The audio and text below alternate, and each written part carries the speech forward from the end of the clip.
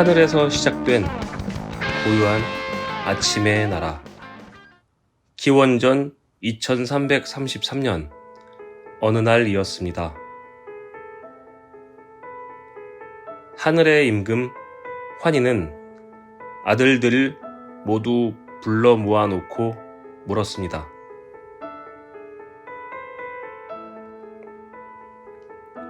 아들들아, 지금 땅에는 어진 백성들이 모여 살고 있는데 누가 저 아래로 내려가 백성들을 다스려 보겠느냐?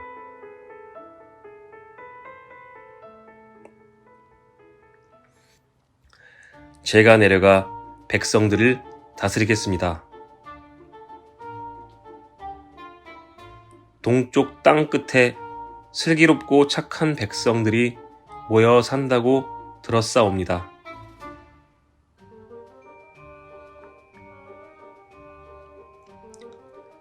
그곳에 나라를 세우면 장차 그 어떤 나라보다 크고 훌륭한 나라가 될 것입니다.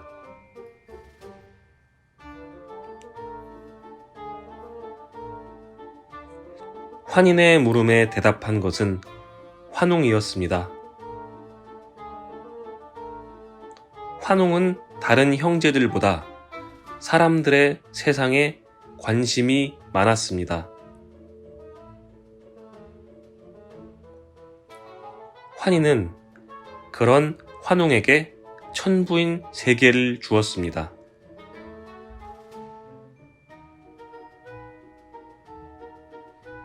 천부인은 하늘이 내린 임금의 표식이었습니다.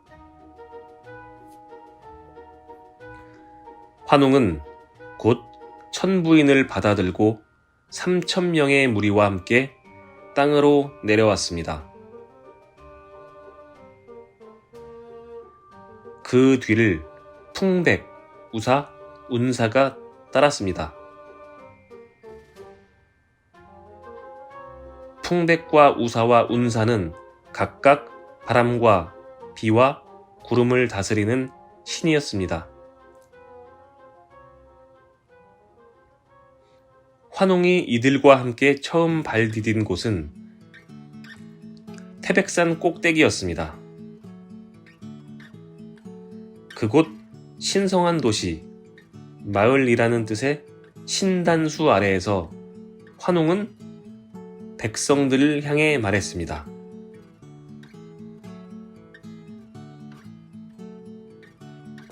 백성들은 들어라. 나는 환인의 아들 환웅이다.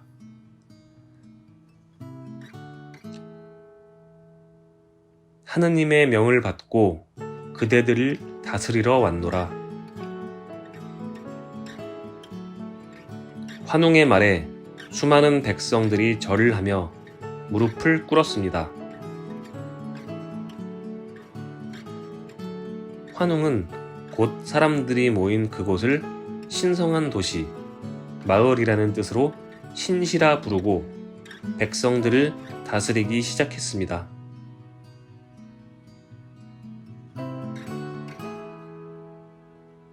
풍백과 우사, 운사는 백성들이 농사를 잘 지을 수 있도록 때를 맞추어 바람을 불게 하고 구름을 모아 비를 내리게 하였습니다.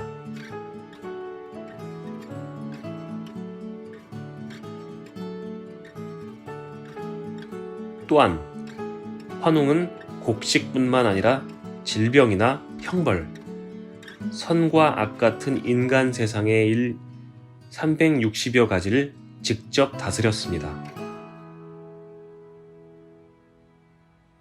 그러던 어느 날이었습니다. 신시에서 그리 멀지 않은 곳에 호랑이 한 마리와 곰 한 마리가 살고 있었습니다.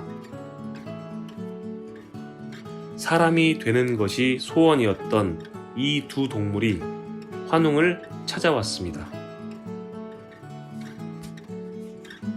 환웅님, 저희는 사람이 되고 싶습니다. 부디 뜻을 이루게 해 주시옵소서. 그러자 환웅은 호랑이와 곰에게 각각 쑥 한 타래와 마늘 20토를 주며 단단히 일렀습니다.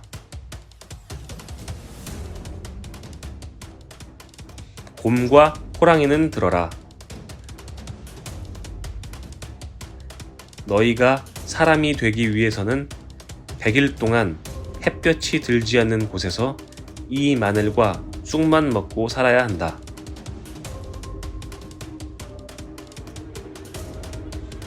100일을 참고 견디고 나면 틀림없이 사람이 될 것이다. 그 말에 곰과 호랑이는 기뻐하며 햇볕이 들지 않는 굴 속으로 들어갔습니다.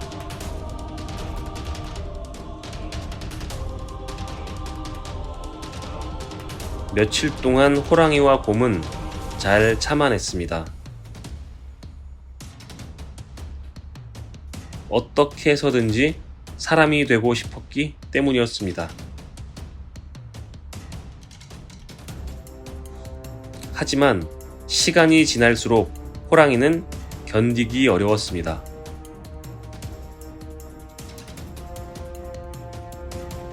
매캐하고 씁쓸한 마늘과 쑥만 먹으니 헛구역질만 나왔고 무엇보다 배가 차지 않아 늘 허기가 졌습니다.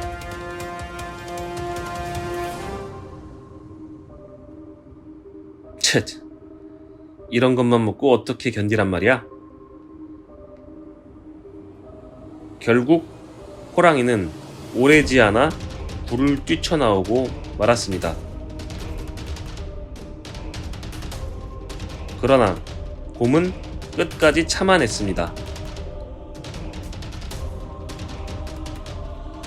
쑥과 마늘만 먹는다는 것이 쉬운 일은 아니었지만 사람이 되기 위해서 그 정도는 참아야 한다고 생각했습니다.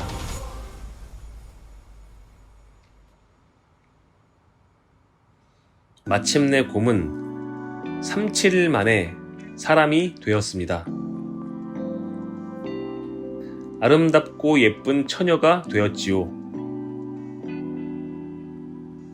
그 처녀의 이름은 웅녀였습니다. 그런데 웅녀에게는 소망이 또 한 가지 있었습니다. 아, 나에게 예쁜 아기가 있다면 얼마나 좋을까?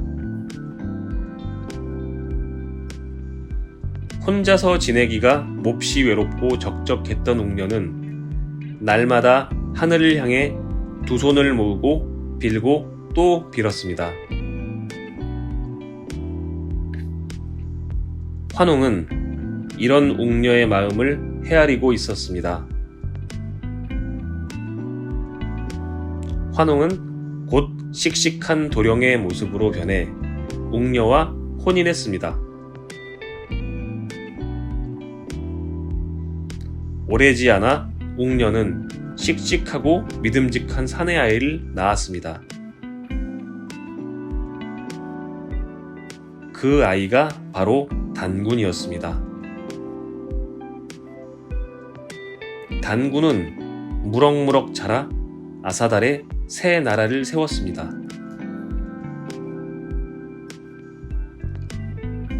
이 나라의 이름을 조선이라 하겠노라. 고조선은 그렇게 탄생되었습니다. 조선은 조용한 아침의 나라라는 뜻이었습니다. 그 뒤 단군은 1500년 동안 나라를 다스렸습니다.